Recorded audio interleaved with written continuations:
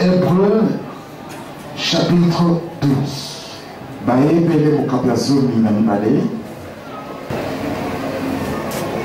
Nous allons lire du verset 18 jusqu'au verset 29.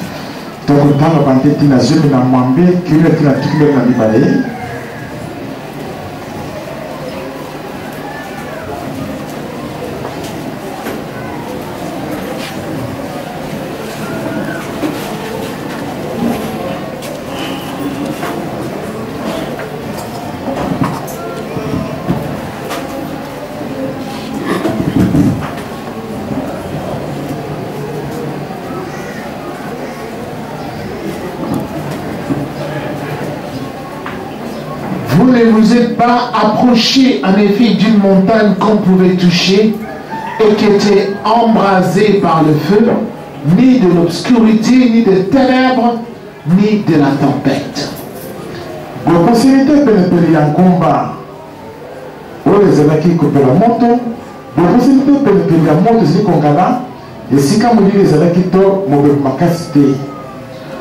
Ni du retentissement de la trompette, ni d'une clameur, des paroles telles que ceux qui l'entendirent demandèrent qu'on leur adresse pas un mot de plus.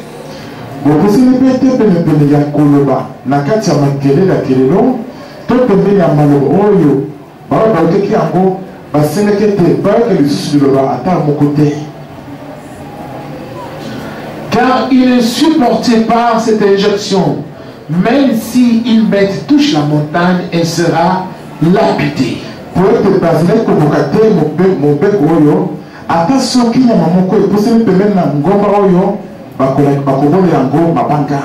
Et le spectacle était si terrifiant que Moïse dit: je suis épouvanté et tout tremblant.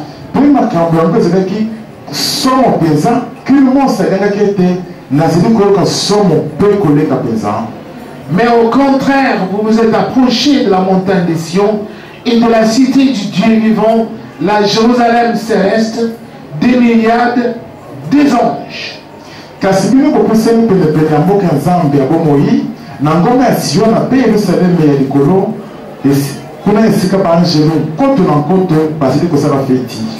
De la réunion et de l'assemblée des premiers-nés inscrits dans les cieux.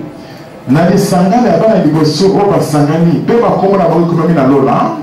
Dieu juge de tous, des esprits des justes parvenus à la perfection.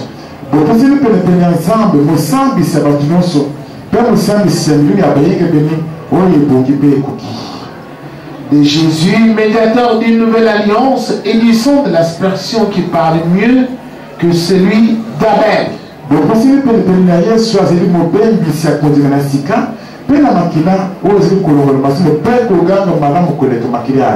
Prenez garde, ne repoussez pas celui qui vous parle.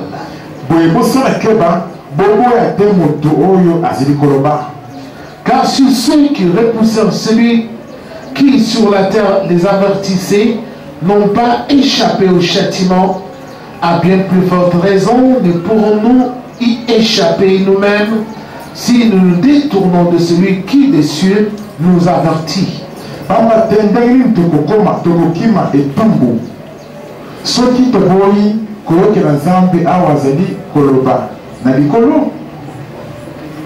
Sa voix ébranla alors la terre. Et maintenant il nous a fait cette promesse: une fois encore je ferai trembler non seulement la terre mais aussi le ciel.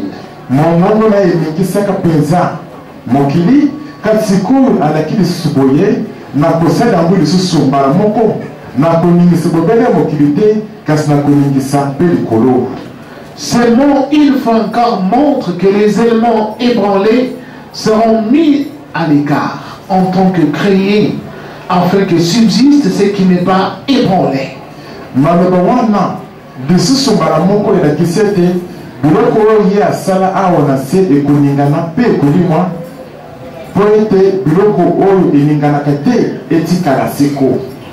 C'est pourquoi, puisque nous recevons un royaume inébranlable, ayons de la reconnaissance en rendant à Dieu un culte qui lui soit agréable, avec piété et avec crainte. lokola tosi tozwi mboka oyo ekoningana te tosimba bolamu ya nzambe na motema moko tozala bato ya malamu tosalanaka nzambe ndenge ye alingaka tosala ye mpe tobanga ye. Car notre Dieu est aussi un feu dévorant. Po ete nzambe na biso azali mpe moto ya kozikisa. Amen. Asseyez-vous. Bien-aimé. Bovanda bandeko balingami.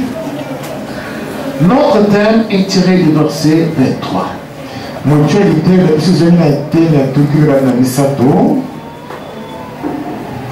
Je relis ce verset. De la réunion de l'assemblée des premiers-nés inscrits dans les cieux, des dieux juges de tous, des esprits des justes parvenus à la perfection.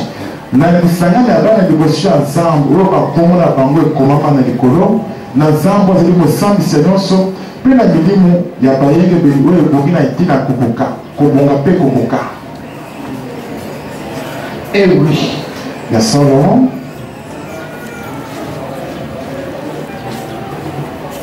vous vous êtes approchés de la réunion et de l'assemblée des premiers-nés inscrits dans les cieux.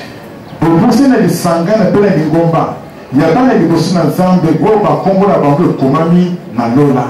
Vous vous êtes approchés de Dieu, bopuseli pelepele na nzambe qui est le juge de tous. wazali mosambisi ya bato nyonso. Vous vous êtes approchés des esprits des justes parvenus à la perfection. bopuseli pelepele na milimo ya bayengebeni oyo ekomi na etina kobonga mpe kokoka. Notre thème est le suivant. moteli lete na biso ezali boye. Ton esprit parvenu à la perfection. molimo na yo parvenu à la perfection. molimo na yo ekomi na ete na kobonga mpe kokoka. Amen. Oui, c'est ça notre thème. moteli te na biso yango wana. Ton esprit parvenu à la perfection. molimo na yo ekomi na ete na kobonga mpe kokoka. À la fin de cet enseignement, na suka ya lakisi oyo chacun va s'examiner moto nyonso akomitala pour voir mpona komona si son esprit est parvenu à la perfection. soki molimo na esi ekomi na eteni wana ya kobonga mpe kokoka.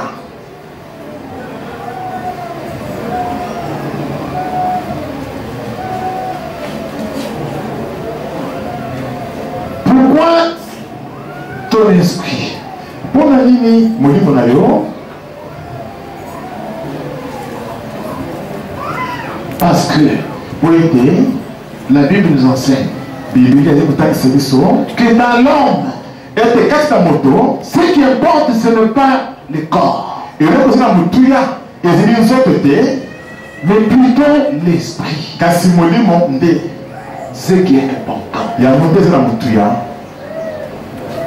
c'est ton esprit qui est important. molimo na yo nde ezali na motuya Parce que c'est l'esprit qui fait bouger ton corps. po ete molimo nde ezali koningisa nzoto na yo. C'est l'esprit qui donne la vie à ton corps. molimo nde ezali kopesa bomoi na nzoto na Si yo. l'esprit quitte ton corps, soki molimo ebimi na nzoto na yo tu n'es plus en vie. ozali lisusu na bomoi te, Le corps meurt. nzoto ezali kokufa.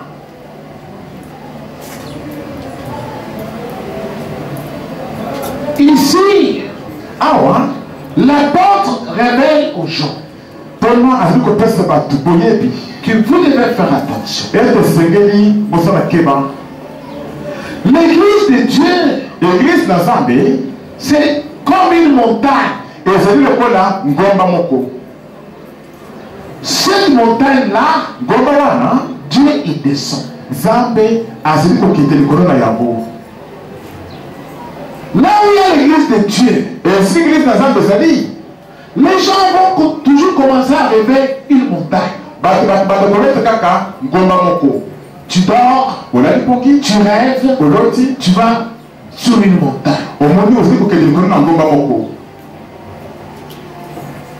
La montagne dont on parle, ngomba bazali kolobela c'est la montagne de Sion, ezali nde ngomba na siona qui est la demeure de Dieu. oyo ezali evandelo na nzambe.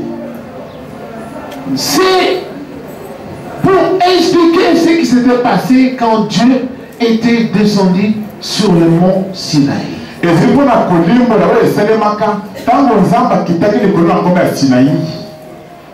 Pour parler aux enfants d'Israël.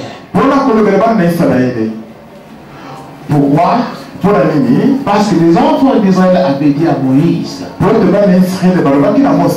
Moïse, toi, chaque fois que tu viens nous dire, Dieu m'a dit ceci, Dieu m'a dit cela. Nous voulons nous-mêmes voir Dieu nous parler. Nous-mêmes. Moïse a rapporté cela à Dieu. Dieu a dit, va leur dire de se sanctifier. Le premier et le deuxième jour. Le troisième jour, qu'ils viennent sur cette montagne. Et moi je vais descendre. Tu vas mettre un périmètre pour délimiter la zone où le peuple va se tenir debout. Que personne ne touche la montagne. Si quelqu'un touche, il va mourir. Mais que le peuple se prépare. Le peuple s'est préparé. Les gens se sont habillés. Ils sont devenus beaux. Comme je vois les uns qui sont bien habillés ce matin. Et ils sont partis. Mais avant qu'ils arrivent, là où il y avait la montagne, ce jour-là, toute la montagne était couverte par des épais nuages. Il y avait des coups de tonnerre. Il y avait des éclairs qui crachaient le feu. Alors, la montagne tremblait. Les pierres tombaient. Et Dieu parlait au milieu de ces éclairs.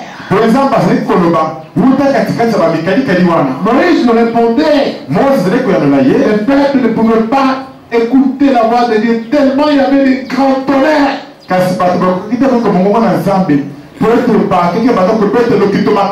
Ils avaient mal au ventre. Il y en avait qui ne pouvaient pas supporter, qui commençaient à vomir. Il y avait une forte puissance. Et ils ont eu peur. Ils ont dit à Moïse, dis à Dieu de ne plus parler. Sinon, on va tous mourir. Qu'il continue à te parler. Et toi, tu vas leur apporter. Amen. Amen.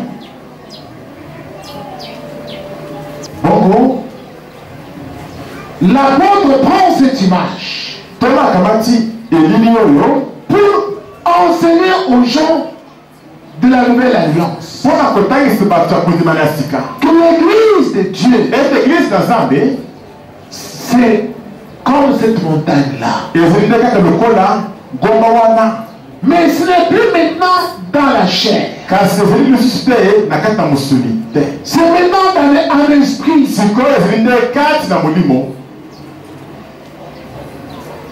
On n'a plus besoin de se purifier dans la chair.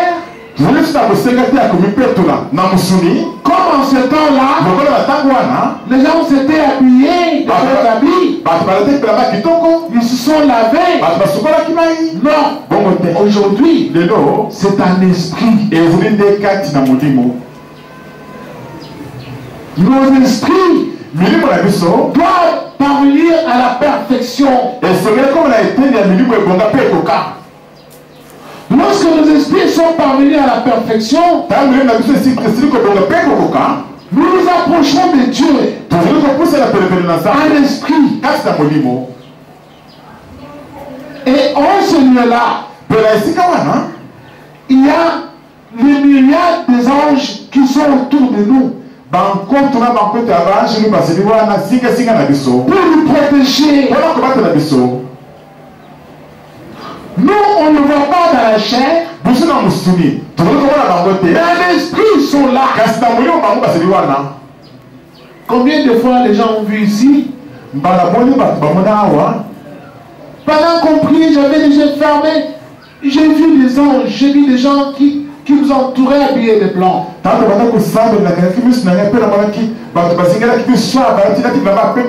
Oui, parce que tu t'es approché de la montagne sainte. Tu t'es approché de la nouvelle Jérusalem céleste. Tu t'es approché de l'assemblée des inscrits dans les cieux.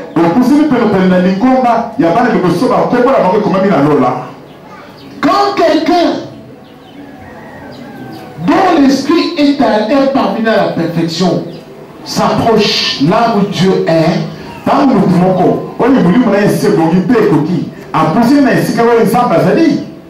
cette personne est prise sous la protection du Seigneur. Pourquoi? Parce que son nom est inscrit dans les cieux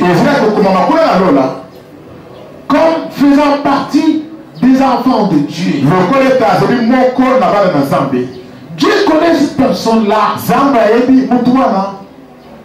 Son nom est inscrit aux cieux. Et sur cette terre, Dieu veille sur toi.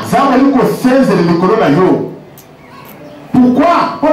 Parce que ton esprit est parvenu à la perfection. Je vais expliquer cela en profondeur. Comment est-ce que notre esprit peut parvenir à la perfection?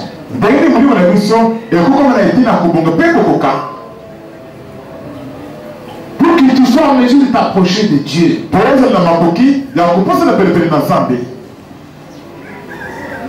Quand quelqu'un, son esprit n'est pas parvenu à la perfection, qu'est-ce qu'il voit dans son esprit? Parce que nous sommes capables de voir ce qui se passe dans notre esprit. Chacun de nous connaît si son esprit est parvenu à la perfection ou n'est pas encore parvenu à la perfection. C'est pour cela je vais vous ramener à quelque chose de simple. À un dialogue. Le dialogue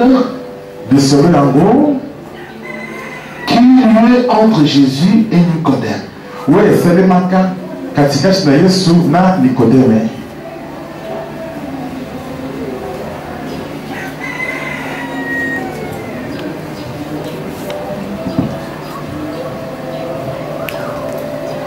L'histoire se trouve dans Jean 3. Là, on dit ceci. On dit qu'il y avait parmi les pharisiens un chef des Juifs qui s'appelait Nicodème.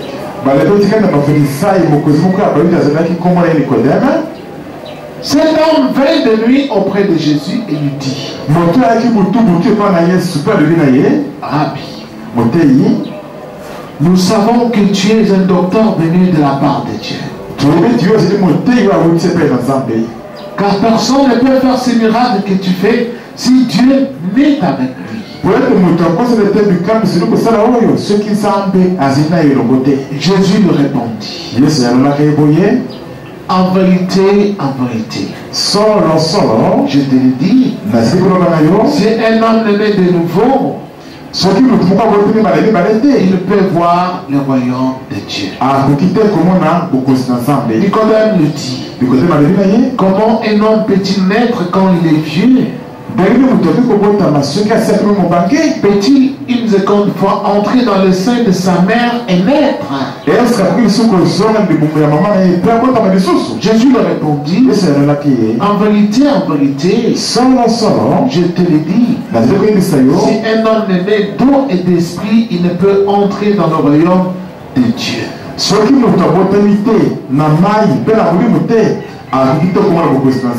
Écoutez maintenant au verset 6. Ce qui est né de la chair est chair. Et ce qui est né de l'esprit est esprit. Ceux qui ont leur Bible, ils peuvent voir, quand on dit ce qui est né de l'esprit, il y a l'esprit avec grand T et un autre esprit avec petit E. Ce qui va dire madame comme comment ce qui va le dire côté na modimo ba comment le bon comme esprit ba comme na e ya muke muso ba comme na e ya munene ba na e ya munene. Amen. Amen. Esprit avec grand T. Esprit au bandit na français na e ya munene majuscule. C'est l'esprit de Dieu. Esprit de modimo na zambe. Mais l'esprit avec un petit T. C'est l'esprit de l'homme. Alléluia. Amen. Donc, pour que quelqu'un entre dans le royaume de Dieu, pour être qu'il s'approche de cette montagne sainte, pour qu'il s'approche de cette montagne sainte, pour qu'il s'approche de Dieu, pour que son nom soit inscrit aux cieux, pour que cette personne soit prise en charge par les anges, il faut que son esprit naisse de nouveau. C'est ça ce qu'on dit parvenir à la perfection. Alléluia. Amen. Ne dormez pas, bien-aimé, écoutez la parole de Dieu. C'est cela ce qui signifie parvenir à la perfection. Ton esprit doit naître de nouveau.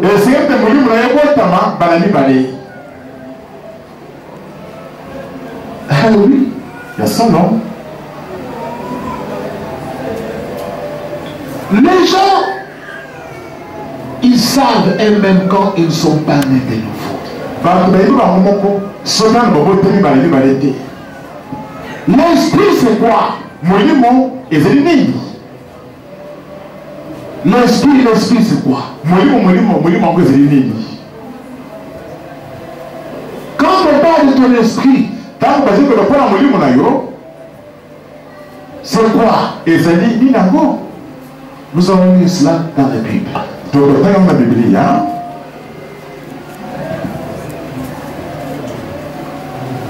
Pour que tu ne dises pas, moi je ne savais pas. Et après nous allons expliquer. Pour que tu découvres toi-même comment est ton esprit. 2 Corinthiens chapitre 5. Nous allons tenir debout. Nous allons lire le verset 1 jusqu'au verset 10.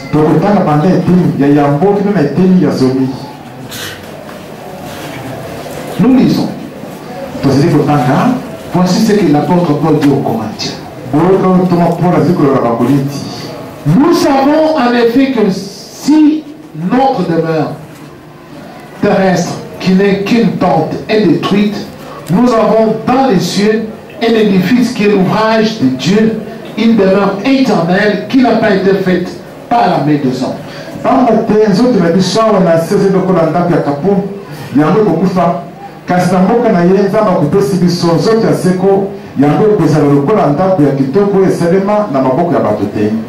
Aussi nous gémissons dans cette tente, désireux de revêtir notre domicile céleste par-dessus l'autre.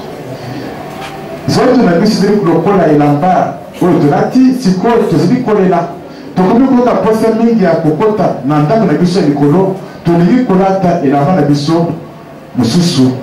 Si du moins nous sommes trouvés vêtus et non pas nus. Soki mpe tokutami tolati bilamba kasi motakala te. Car tandis que nous sommes dans cette tente, nous gémissons accablés parce que nous voulons non pas nous revêtir, mais nous dévêtir, mais nous revêtir, afin que ce qui est mortel soit absorbé par la vie. Tant tozali komanda na ndako na biso ya kapo tozali kolela mpe kobanga ya solo tolingi kotika elamba ya kala te tolingi kolata elamba ya sika na likolo yango ya kala elingi koloba zoto oyo etangama kokufa yoso akomwe na seko. Et celui qui nous a formés pour cela, c'est Dieu qui nous a donné les arts de l'esprit.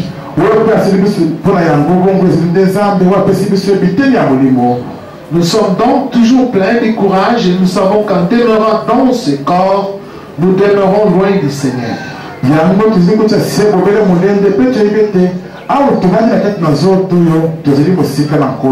Car nous marchons par la foi et non par la vue. Nous sommes pleins de courage et nous aimons mieux quitter ce corps et demeurer auprès du Seigneur.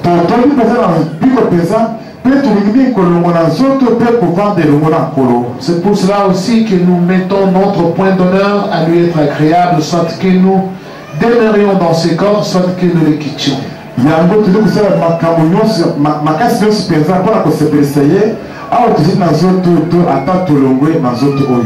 Car il nous faut tous comparaître devant le tribunal de Christ afin qu'il soit rendu à chacun d'après ce qu'il aura fait dans son corps, soit en bien, soit en mal.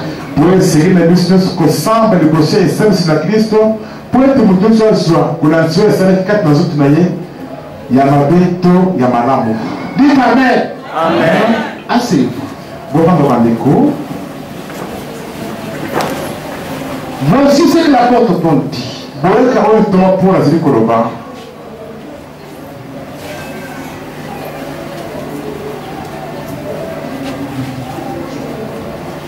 Nous savons qu'en demeurant dans ce corps, notre corps que toi et moi nous avons là,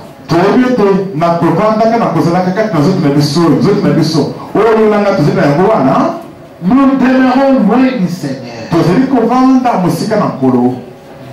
Amen. Amen. Eh oui. Nous sommes pleins de courage. Nous allons mieux quitter ce corps et demeurer auprès du Seigneur. Comment? Ce n'est pas avec ce corps. Tu sors le corps. C'est ça la mort. Tout celui qui meurt, il voit cela. Il voit, il sort. Il voit aussi le corps allongé. Et lui il est parti. C'est ça la mort. Si toi tu n'as pas marché avec Jésus, tu ne vas pas aller là où il est. Quand tu marchais dans le désordre sur la terre, en faisant ce qui glorifie le diable, tu vas aller chez ton père le diable, là où il est avec ses anges. Parce que sur cette terre, tu obéissais au diable. Si tu avais marché avec Jésus, tu écoutais sa parole, tu la mettais en pratique, ton esprit aussi va aller là où il est. L'esprit est immatériel, on ne le voit pas.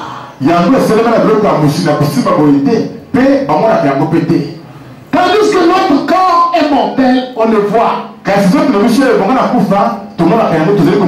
Le corps va mourir. Mais l'esprit, lui, ne meurt pas.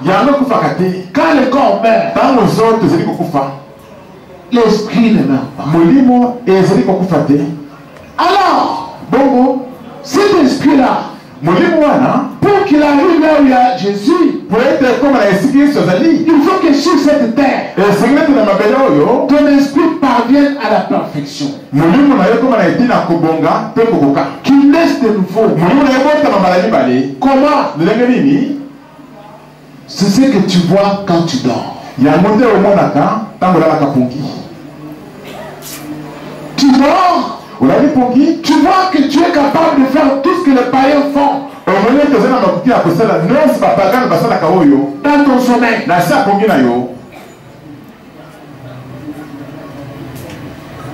Pendant que tu dors, tu vois une femme qui vient et elle devient ta femme. Tu vois un homme qui vient, il devient ton mari. Dans ton sommeil, dans ton esprit.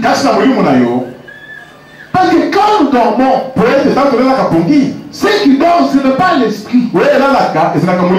C'est le corps qui dort. Il est fatigué, il a trop marché, il a beaucoup boulonné, il va dormir. Mais l'esprit ne dort pas. Qu'est-ce que tu vois dans ton esprit? Tu vas voir, parfois tu es en train de voler les choses d'autrui. Ton esprit n'est pas parvenu à la perfection.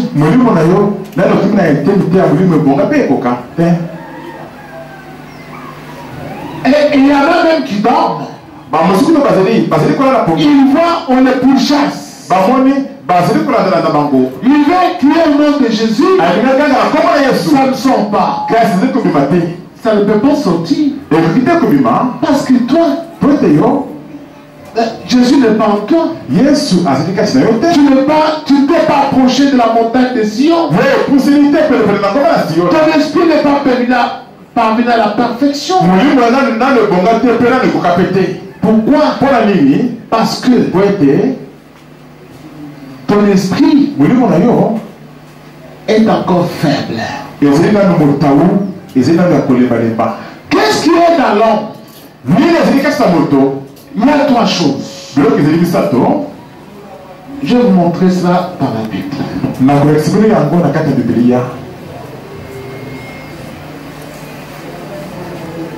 Dans l'homme, il y a trois choses.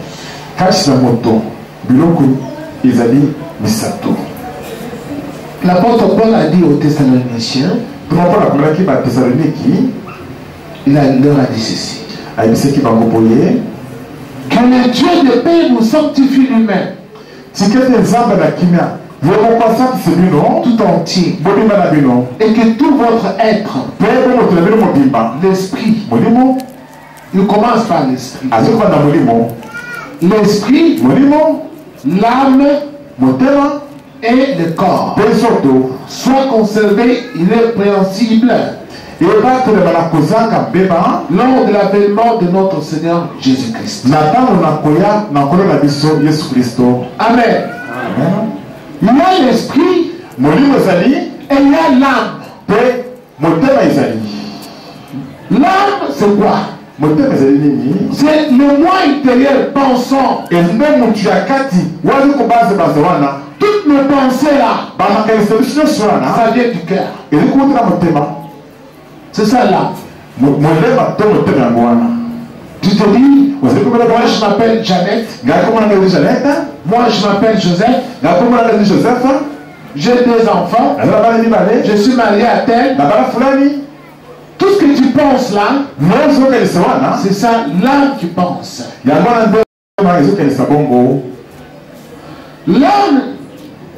commande l'esprit. L'âme commande aussi le corps. Ce que tu aimes dans ton cœur là, c'est ce que tu vas faire. Ce que tu ne veux pas dans ton cœur, tu ne le feras pas. Écoute-moi bien.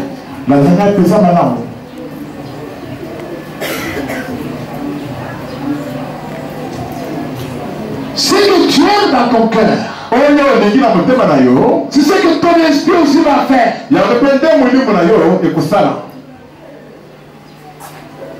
Ce que tu n'aimes pas dans ton cœur là,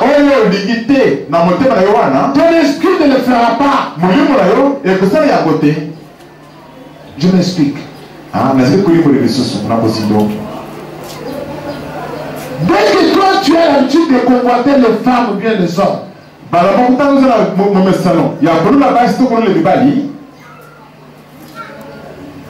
d'aimer voir des mauvais films à la télé,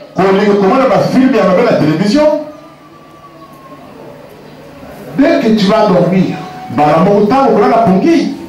tu vas voir ces femmes-là qui viennent dans ton sommeil.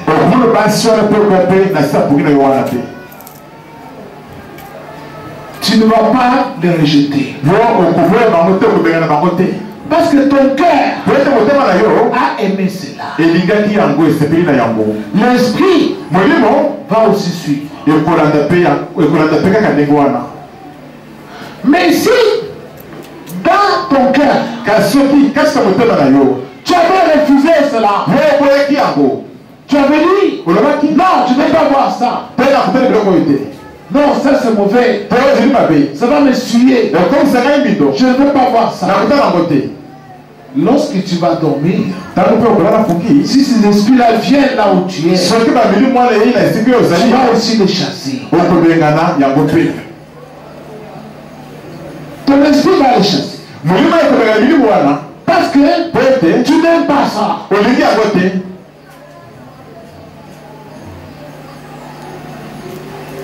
Je m'explique encore.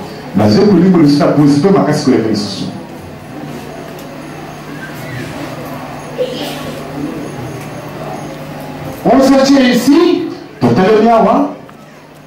On prend une jeune sœur. On a fait monter.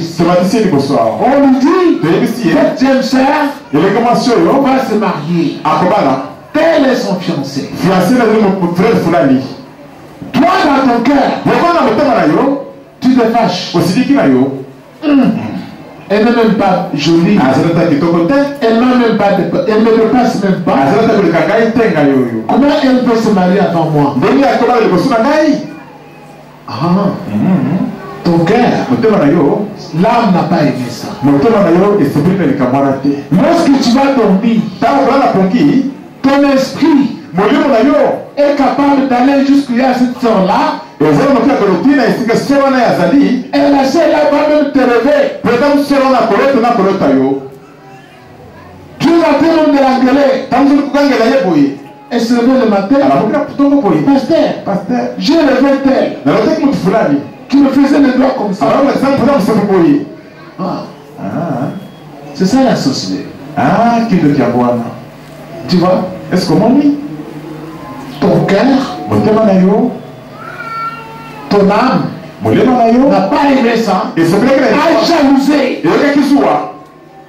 Alors l'esprit aussi est allé maintenant combattre.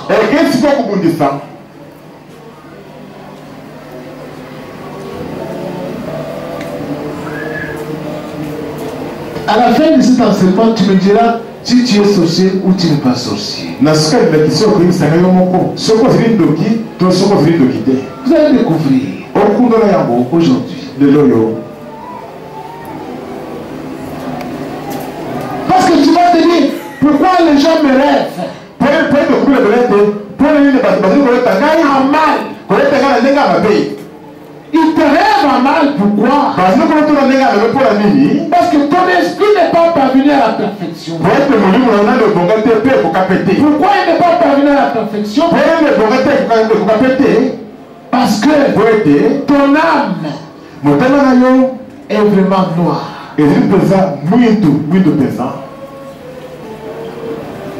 Tu jalouses d'autres femmes qui montent le monde.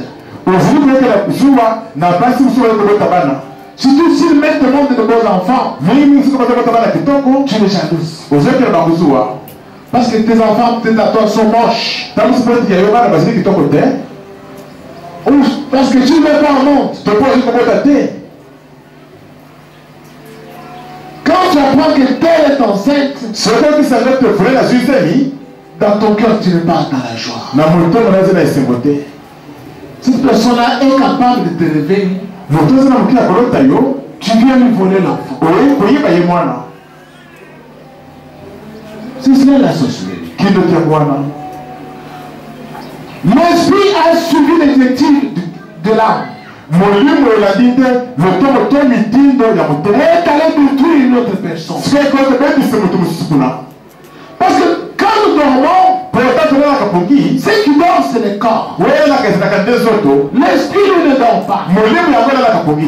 Il peut se promener pendant que le corps dort.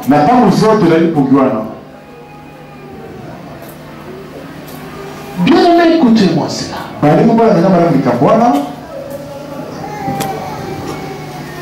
Ton esprit n'est pas parvenu à la perfection. Pourquoi il n'est pas parvenu à la perfection? Parce que le moi pensant est mauvais. Il pense à de mauvaises choses. Il hait des gens. Il jalouse. L'esprit aussi va suivre cela.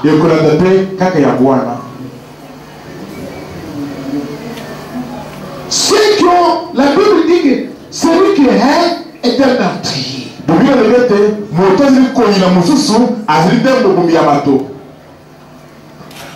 Quelqu'un qui a l'habitude de haïr, tu vas voir dans ton sommeil, tu tues même des gens.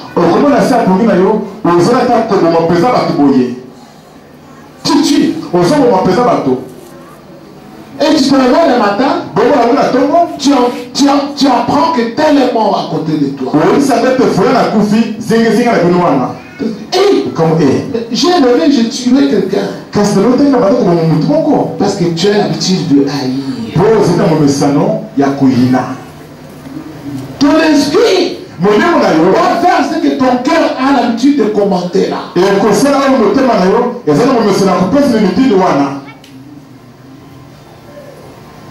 Tu es capable de faire dans ton esprit tout ce que les païens font.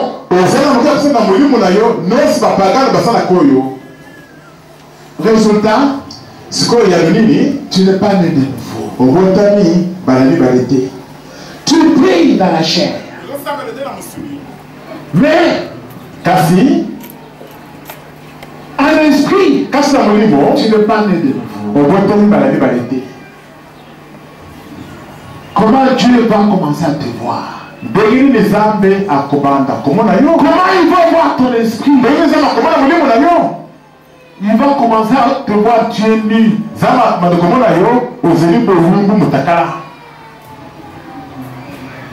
C'est pourquoi nous avons lu dans Corinthiens que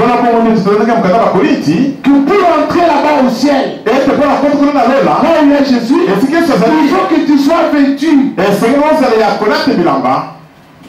Ton esprit doit être vêtu. De quel habit parle-t-on?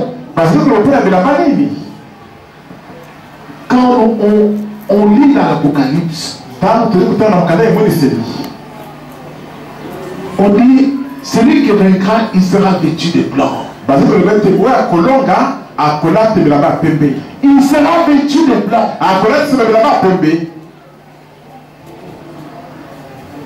L'apôtre Jean, quand il a vu des visions, il a vu sur le trône de Dieu, là où était l'agneau, il a vu les âmes des gens, les esprits des gens qui étaient morts, qu'on avait tués sur la terre à martyr à cause de Jésus.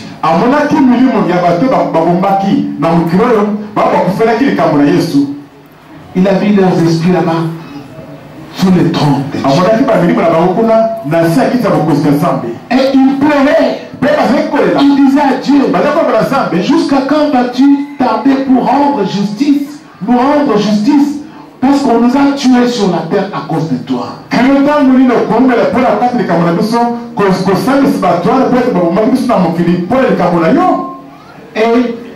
Dieu leur avait dit, Attendez encore. Jusqu'à ce que le nombre de vos frères soit complet. Et on leur a donné des robes blanches. Robe blanche, en esprit, c'est la sainteté. C'est quelqu'un qui est dont l'esprit est parvenu à la perfection.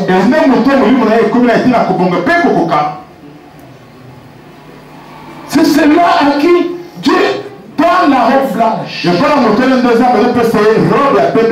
Signe de sainteté pour entrer au ciel. Là-bas au ciel, il n'y a pas de gens qui sont vêtus de noir. Tous sont vêtus de blanc. Blanc. Sainteté. Amen.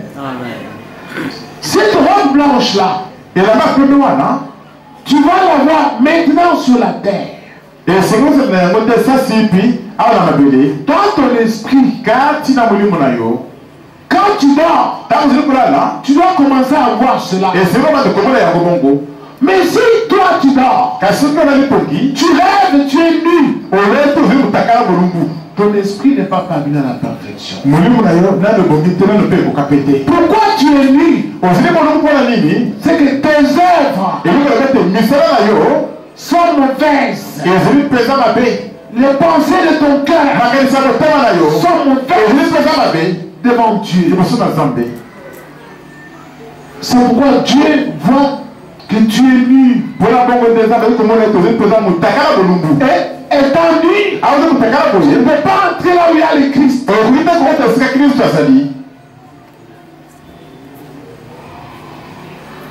Tu vois?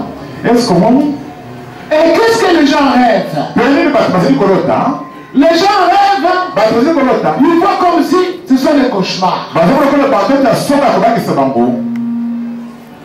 Oh, ce sont des cauchemars, de fautes d'auto.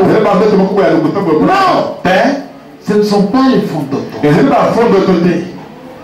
Les médecins qui sont ici, et ils guérissent seulement le corps. Ils s'arrêtent là, c'est fini. Mais l'esprit, les docteurs ne peuvent rien faire. Aïe.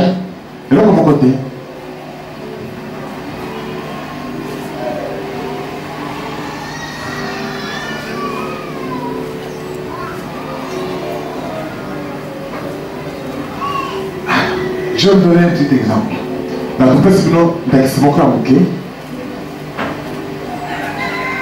Il y a un frère qui est ici.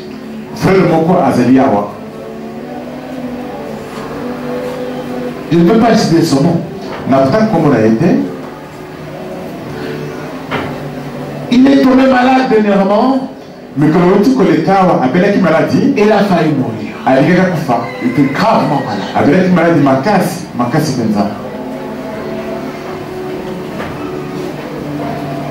Le message est à Guillaume. Quand tellement il souffrait, nous avons demandé à Dieu d'intervenir.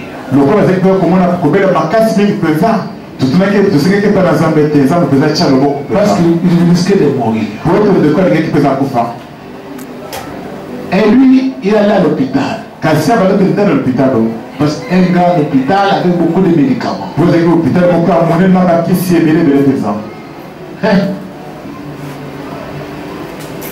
Le Seigneur dit, il doit respecter tout ce que je lui ai dit. Sinon, ce qui va voter ne veut pas le protéger. Lui, il prenait des médicaments, mais il était vraiment malade. Mais avant qu'il tombe malade, qu'est-ce qui s'est passé? Il a vu une femme qui le poursuivait la nuit. Qui le poursuivait pour qu'elle devienne sa femme. Et nous on lui disait derrière, attention, attention, attention. Ne la touche pas. Ne la touche pas. Mais la femme suivait le frère. faisait tout pour séduire les frères. Elle enlevait les habits. Toujours en esprit. Les frères lui-même a vu cela. C'est lui-même qui nous a rapporté. Et nous on lui disait, ne la touche pas. Pour finir, lui il a fini par toucher. Il a dit, Dieu voulait seulement toucher seulement. Quand j'ai touché cette femme-là, on m'a introduit quelque chose, la femme m'a introduit quelque chose comme une tasse dans ma bouche, c'est d'aller bloquer à ma gorge.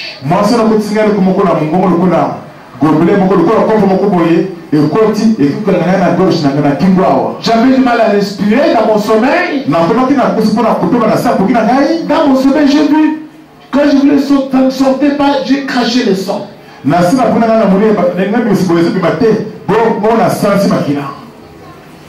Je me suis levé le matin, j'étais gravement malade. J'avais une faute de tout. J'avais du mal à respirer. Fièvre. Il est allé à l'hôpital. Il a consulté le médecin. Au bout de 2 semaines, il a vu cracher le sang. Le docteur a dit, oh, tu as la tuberculose. Alléluia. Tu as quoi? La tuberculose. Le frère, il dit au docteur, le docteur, je n'ai pas la tuberculose. Docteur dit quoi? Tu as la toux, ça fait 2 semaines. On fait l'examen, tu craches le sang. C'est la tuberculose. Il dit non docteur, moi je n'ai pas la tuberculose. Je connais l'origine de ma maladie. Je retourne à l'église. Alléluia. S'il avait accepté qu'il a la tuberculose, ça allait s'empirer pour lui. Heureusement qu'il a eu la présence d'esprit. Non. Ce qui m'avait déjà été prophétisé à l'église, je retourne.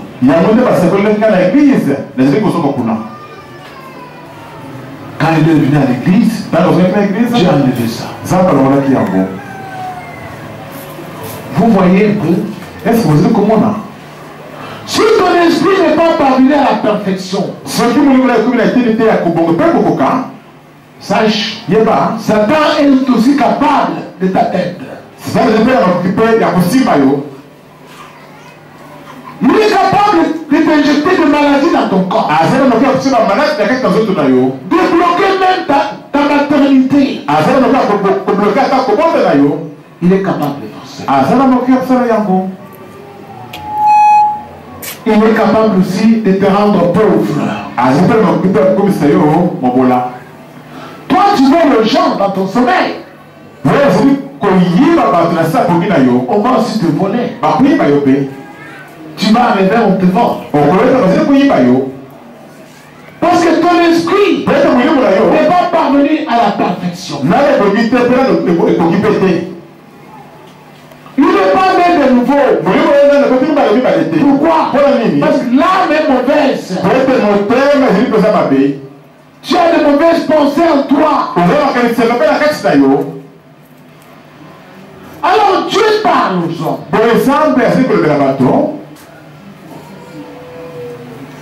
Il parle comment? Je vous ai déjà montré ça en entreprise. Les gens ont pris. Le Seigneur me dit de répéter ça. Job 33. Verset 14 à 18. On dit, Dieu parle cependant tantôt d'une manière, tantôt d'une autre. Prenez, prends point garde. Il parle par des songes, par des visions nocturnes. Quand les hommes sont livrés à un profond sommeil, quand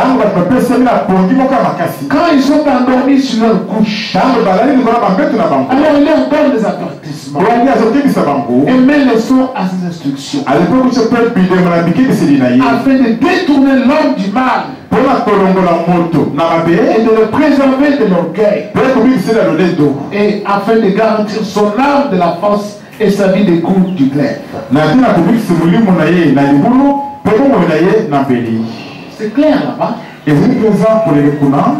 ton corps est endormi, Dieu te montre comment est ton esprit. Tu dors la nuit, tu rêves des gens qui sont tes amis qui sont déjà morts. Même tu causes avec eux. Mais mon frère, ma soeur, quel rapport y a-t-il entre toi et les morts là? Pourquoi Dieu te montre cela? Tu vas mourir aussi comme l'autre là. Comme ton ami. Si tu ne cesses pas de faire ce que tu fais là, toi aussi, Dieu te montre que tu vas mourir comme ton frère là que tu vois en sommeil. Que tu rencontres là. Toi-même tu connais qu'il est mort sans Dieu. Comme son esprit n'est pas parvenu à la perfection, il n'est pas allé là où il y a Jésus. Mais là il se promène sur la terre. Et quand tu dors, tu le rencontres. Tu vas aussi les rejoindre. Pourquoi? Parce que ton âme est mauvaise. Dieu parle aux hommes.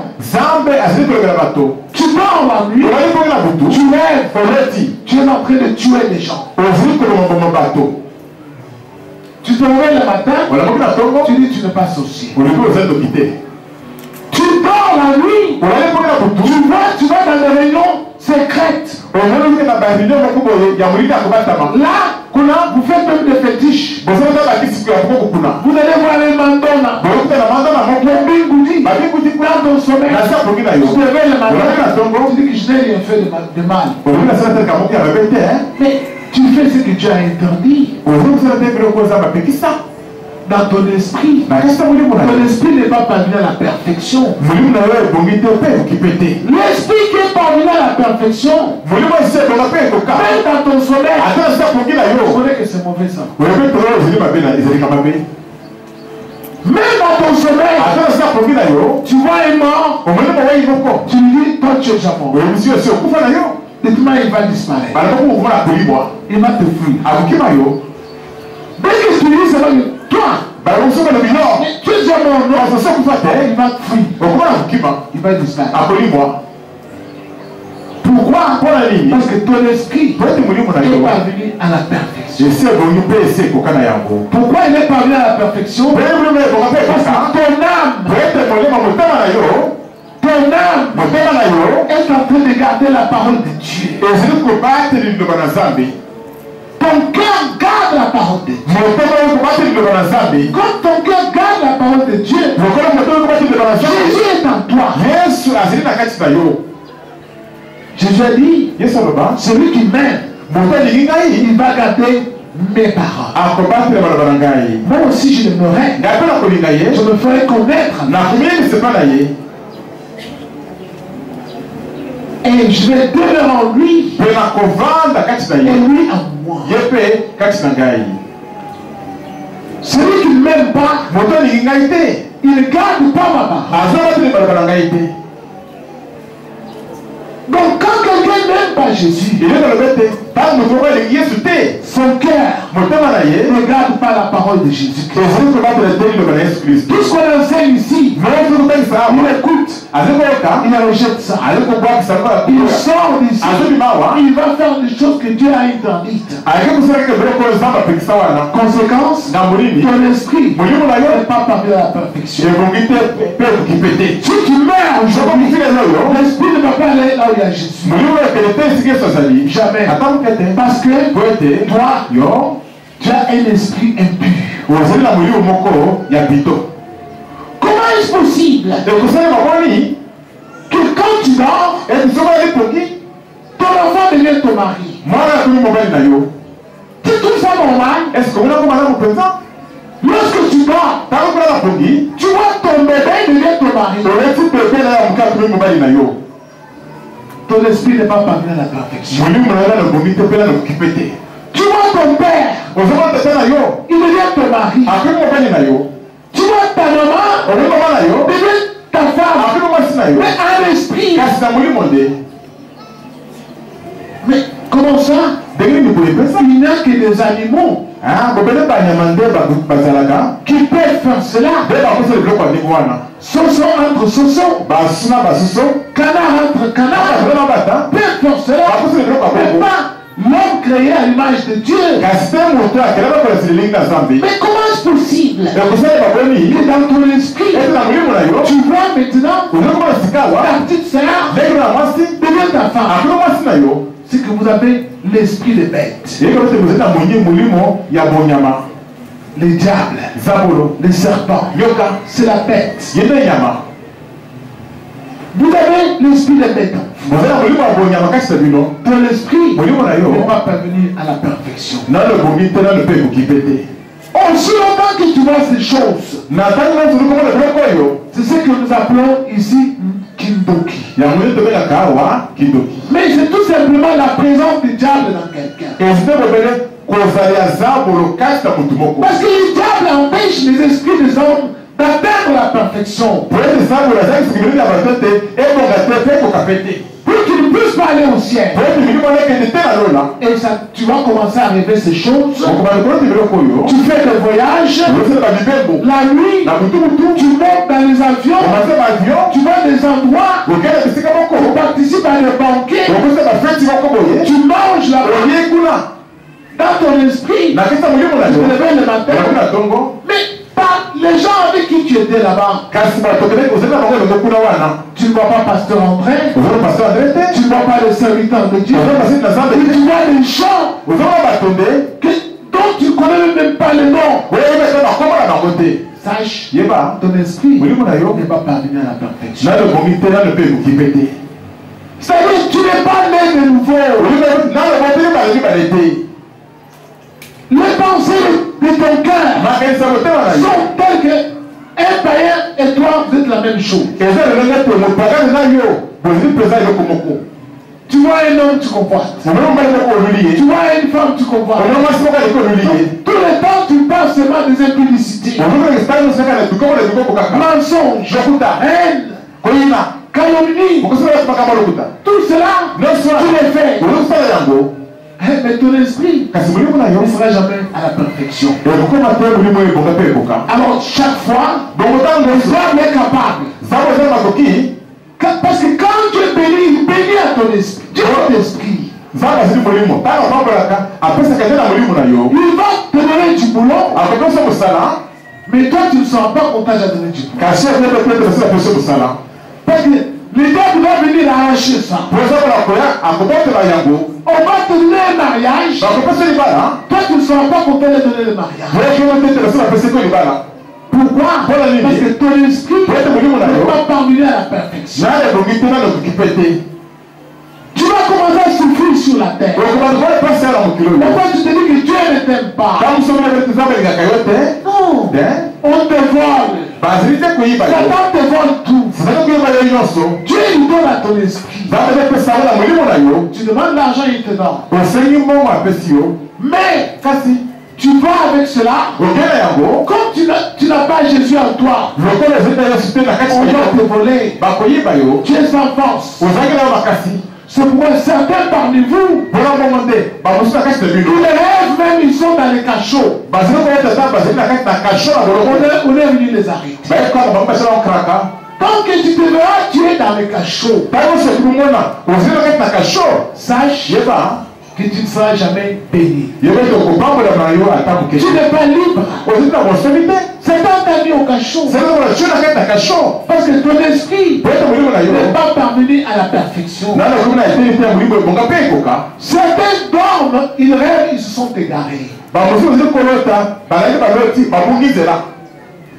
Oh, je l'ai levé, je marchais sur le chemin, mais je me suis égaré. Dieu te montre par là. Parce qu'il n'y a qu'un seul chemin. Je suis le chemin, la vérité et la vie. Qui a dit cela? Jésus. C'est lui le chemin. Dès que tu marches dans la parole, dès que dans ton cœur, tu commences à refuser le mal, tu vas voir dans ton sommeil, tu marches sur un chemin éclairé, un chemin éclairé. Mais dès que tu rêves, le chemin, tu t'es égaré. Dieu te montre par là. Et tu as déjà quitté le Christ. Tu as déjà abandonné les enseignements qu'il t'avait donnés. Il y en a qui rêvent. Il marche sur les chemins. Mais il voit devant. La lumière s'arrête. Mais là-bas, il y a des ténèbres. Dieu te montre par là. Dans les jours à venir, tu vas abandonner le Christ. Et tu vas revenir aux œuvres des ténèbres. Fais attention. Le Seigneur prend toujours les images de la Bible pour parler aux hommes. Mais les gens, ils rêvent cela. Ils se réveillent le matin. C'était un fond d'autocolore. Jusqu'à ce que la mort va te surprendre. Et ton esprit ne soit plus monté là-bas. Tu vas commencer à chercher à venir ici à l'église. Pour venir te réfugier. Parce que là-bas dehors, les démons te tabassent. Et ici, pasteur Antoine va te voir. On dit coucou. Là, tu es déjà esprit. Tu dois bien rester ici. Je vais te chasser. Oui, c'est comme ça. Là où il y a Dieu, Dieu voit tout. Dieu me dit, chasse celui-là. Déjà esprit. Nous te chassons. Tu vas souffrir dans les ténèbres. Quand le Christ viendra, il te prend, il te met dans les temps de feu. Parce que c'est toi qui as l'abolition. À toi de choisir maintenant. Est-ce que ton esprit est parvenu à la perfection?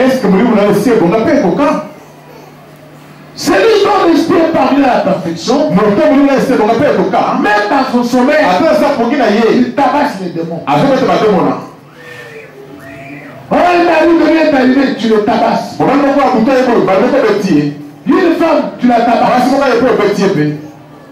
Oh, on va pour chasser, pour me voler. On ne va pas te voler. Mais toi, toutes les nuits ici, on va voir. Tu vois, tu as perdu le compte. On t'a volé ça. Tu n'auras pas d'argent. Tu as lu toi-même. On t'a volé. Il y en a qui rêvent les couleurs chaque nuit dans leur sommeil ici. Oh, j'ai vu les couleurs qui me pourchassaient.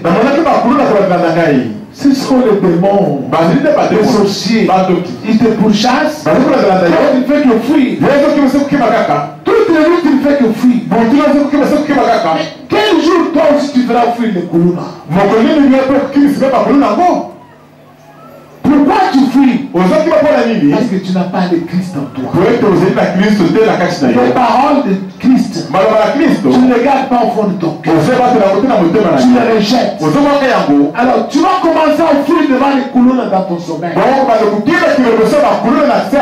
que ton esprit ne va pas venir à la perfection.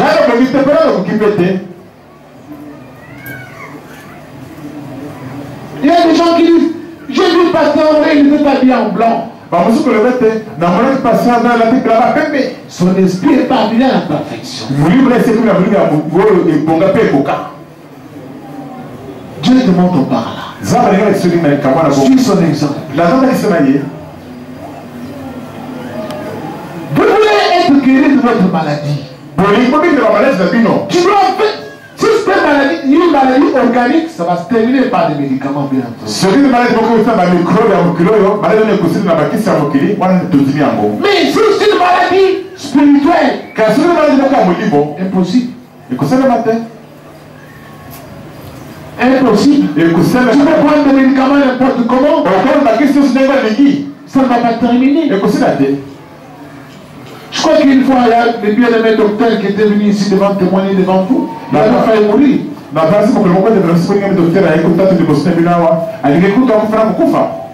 Il a pris les médicaments de toutes sortes, je suis à la maison, ça s'empirait. Il sentait comme si sa tête allait exploser.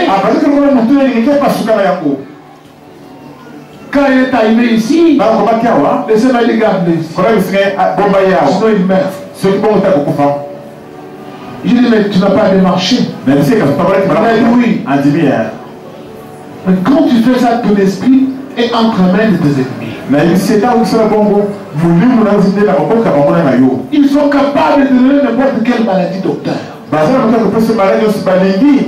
ils vont te tuer. Je vais m'arrêter par là. Je vous invite à vous tenir en tête.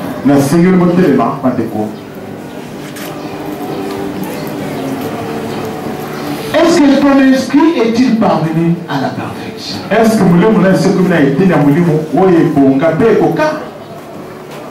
comment tu dis que ton esprit est parvenu à la perfection? Mais tu lèves la nuit, tu es habillé à noir. Non. La couleur noire, ce n'est pas la couleur de sainteté chez Dieu. C'est la couleur des anges du diable. Toi qui vois, tu dors la nuit, on te couche, tu cherches l'endroit où il fait noir pour te cacher.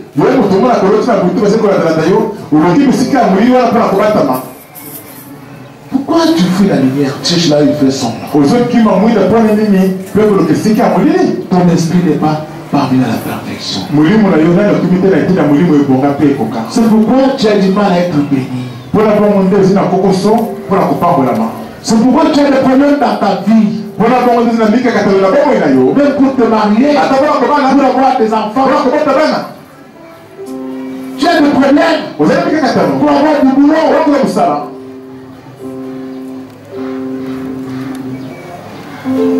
Tu dois t'approcher de la montagne sainte. Là où il y a Dieu, avec des milliards d'anges. Et que ton nom soit inscrit dans les cieux. C'est là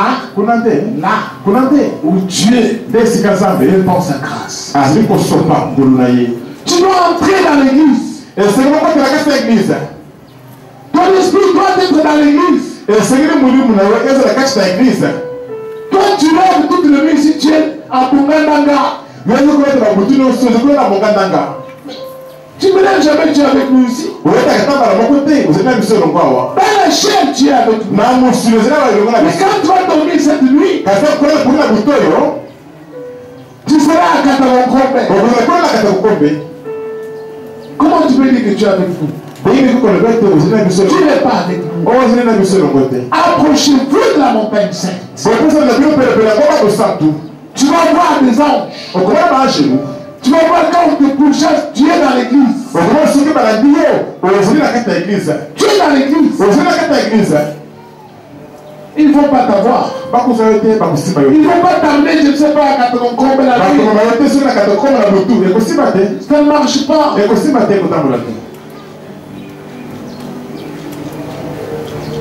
Chacun doit prier le Seigneur. Tu vas prier le Seigneur. Tu vas dire à Dieu, Seigneur, j'ai compris que mon esprit n'est pas parvenu à la perfection. Je suis bloqué. Toi-même, tu te prononces devant Dieu. Pourquoi je suis bloqué? Voici ce que je fais. Je convoite le mari d'autrui. Mon mari à moi, je ne l'aime pas. J'aime le mari des autres. Ma femme à moi, je ne l'aime pas. J'aime les femmes des autres. Je jalouse les gens. Mensonge. Calomnie. Haïr les gens. C'est toujours moi. Et l'impudicité. Jusqu'aujourd'hui, je n'abandonne pas. Ne dis pas que Dieu ne t'avait pas enseigné. Ici, tu n'es pas délivré. Tu ne seras plus délivré.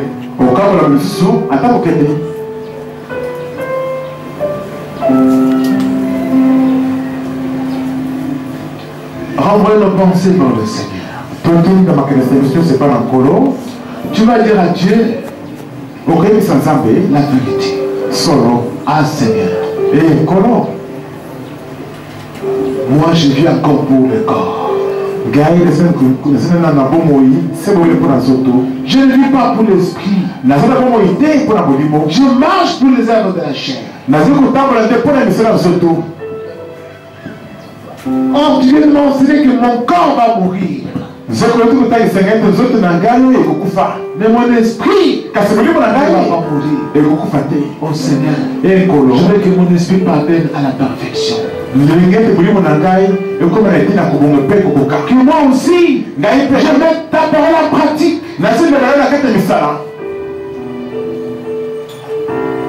Satan est capable de te faire n'importe quoi, mon frère.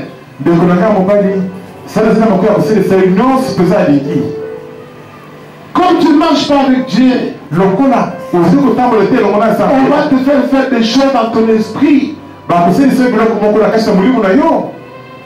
Tu peux même tuer tes enfants, toi-même, tu ne sais pas que tu as des enfants.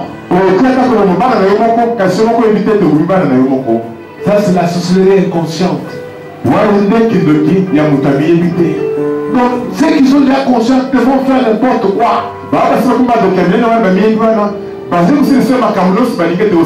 Ils prennent ton esprit, l'envoient n'importe où. Parce que toi, tu marches dans l'impudicité. Ils vont faire ça avec toi. Voici l'occasion. Dis-toi, ça n'est assez maintenant. Maintenant, le temps qui nous reste à vivre, il faut que mon esprit naisse de nouveau.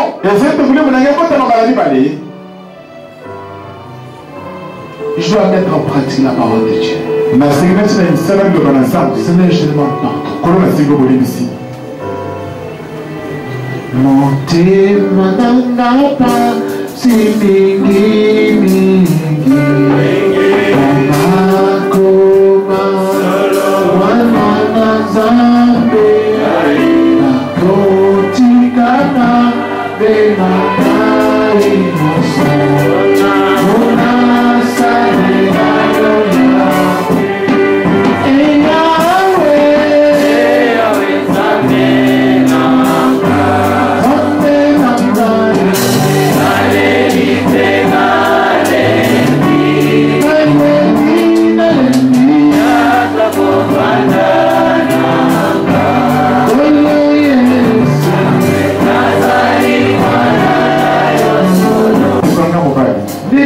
que Dieu ne t'a pas expliqué.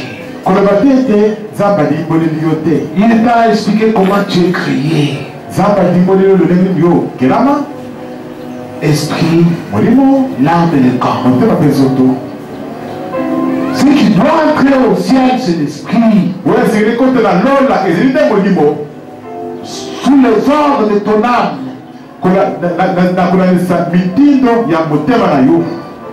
Ce que tu choisis,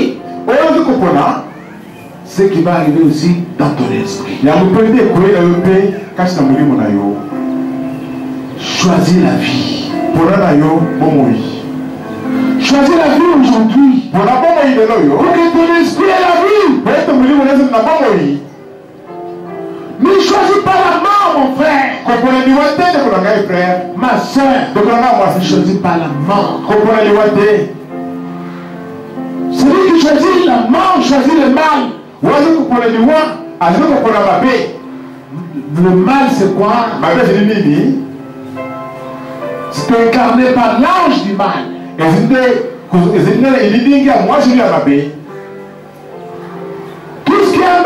de la parole de Dieu, c'est le mal. Choisis les biens. Tout ce qui est conforme à la parole de Dieu, c'est ça les biens.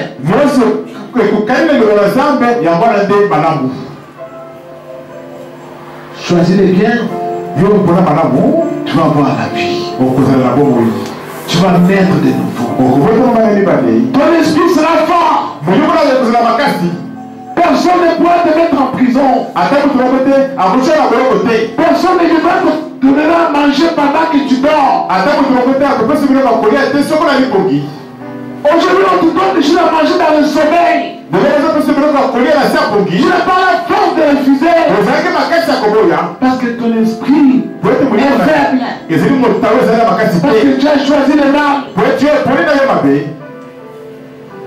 Tant que tu mangeras dans ton sommeil, sache que tu n'appartiens pas à Dieu. Tu appartiens au diable. Tu participes au banquet nocturne des ténèbres.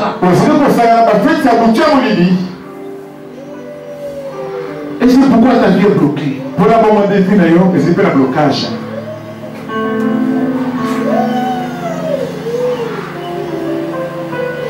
Prions au nom de Jésus-Christ. Prie. Profite de cet instant pour que Dieu te délivre. Seigneur éternel, nous venons à toi en paix. Dieu tout-puissant, Dieu. Alléluia. Éternel, éternel. Pardonne-nous, Seigneur Jésus. Grand Dieu. Aie pitié de nous, Seigneur Jésus-Christ. Mon Père. Nos esprits ne sont pas parvenus à la perfection, Seigneur. Parce que